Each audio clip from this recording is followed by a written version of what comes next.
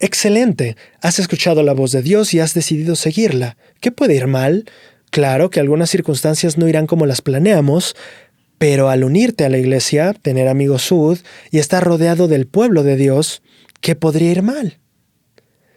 Amós 2, 10 al 12 nos describe justo lo que no solo podría ir mal, sino que también podría ser la causa de que acabes fuera y apartado del mismo camino que hoy te comprometes a seguir con tanta convicción. ¿Qué es lo que podría causar tan fatal resultado? Una respuesta lamentablemente clásica entre nosotros sería los miembros. Seguro alguien le hizo algo al hermano Juan y por eso no quiso volver a la capilla. Y aunque es cierto que hay varios casos así, hoy creo que debemos enfocarnos en algo tal vez más preocupante: las ocasiones en las que la iglesia merma la misma rectitud de la iglesia.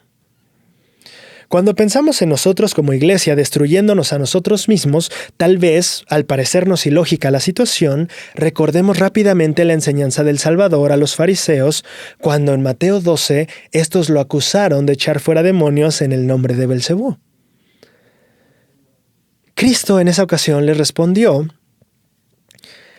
todo reino dividido contra sí mismo es asolado, y toda ciudad o casa dividida contra sí misma no permanecerá.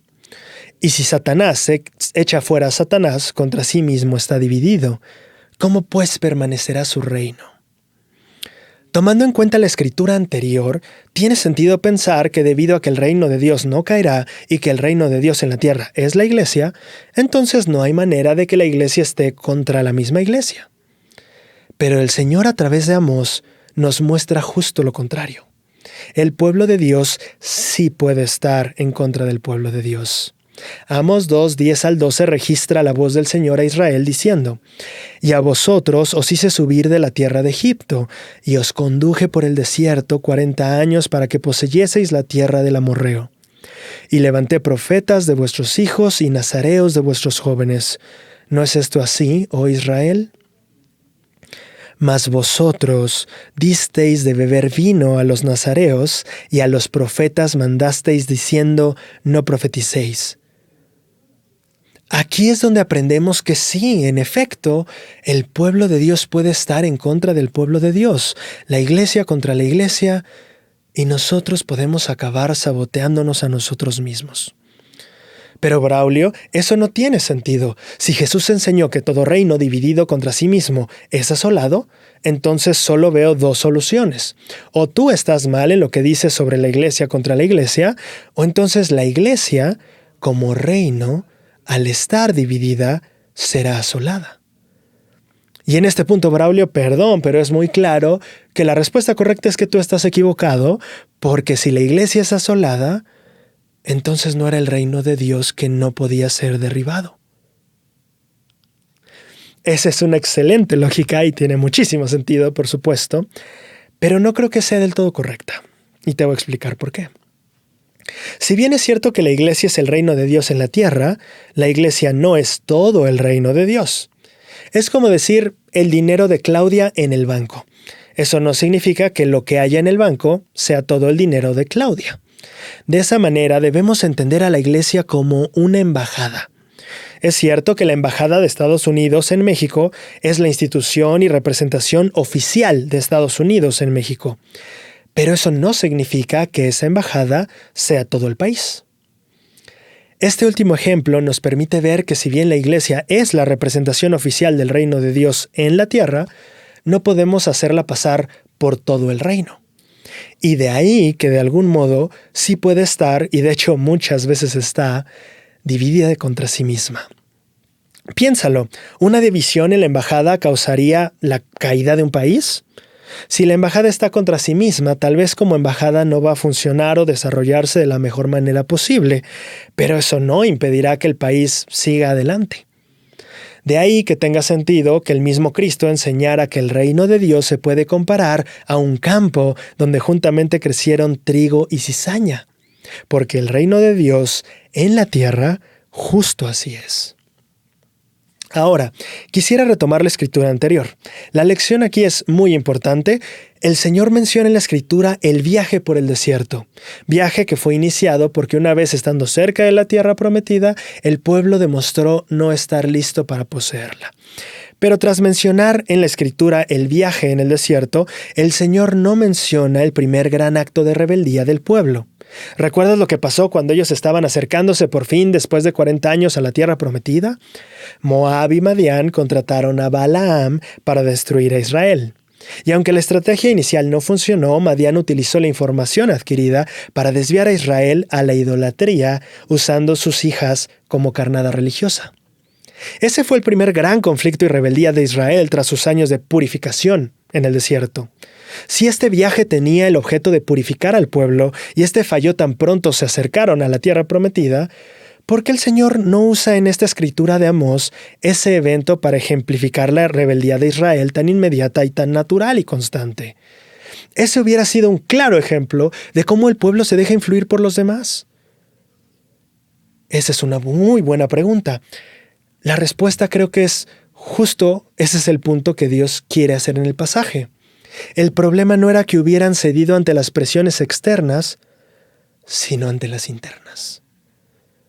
No eran los madianitas ni los filisteos los que estaban causando esta decadencia en el reino. Era el mismo pueblo.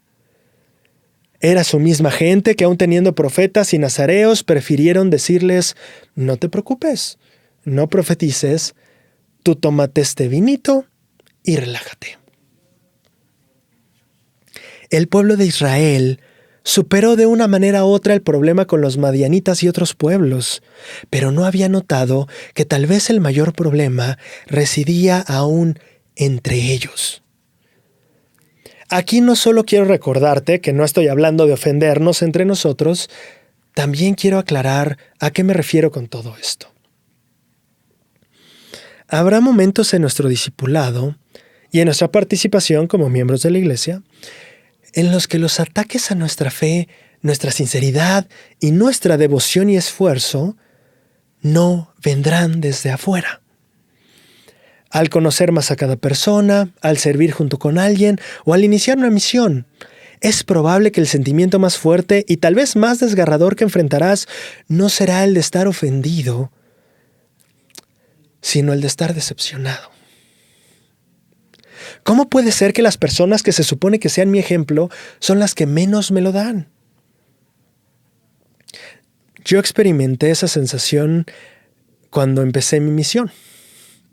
No era lo que yo esperaba, pero no sobre la misión, sino sobre algunos misioneros. Entonces no pude evitar pensar, esto no puede ser la misión. No es como yo lo imaginé. Y honestamente creo que todos debemos afrontar ese sentimiento en algún punto de nuestras vidas. Ahora, ¿cuál es la lección de todo esto? Que muchas veces se nos prepara para recibir el golpe de la ofensa con perdón, pero no estamos realmente listos para el golpe de la decepción. Y ese pega fuerte. Es como un gancho al hígado que sin que lo quieras comienza a doblar todo tu cuerpo, o en el caso de este ejemplo, toda tu fe. Pero lo que quiero que sepas es que esto no significa que este ring sea el reino equivocado o que tú mejor no deberías estar peleando esta batalla. Lo que significa es que lo que Cristo dijo y advirtió es simplemente verdad. En el reino de Dios, en la tierra, en esta etapa terrenal, siempre habrá trigo y cizaña. Siempre habrá los que le dirán al nazareo, toma vino, y al profeta, no profetices. Siempre habrá quienes no aprecien tu consagración y tu esfuerzo y hasta te desanimen en esa senda.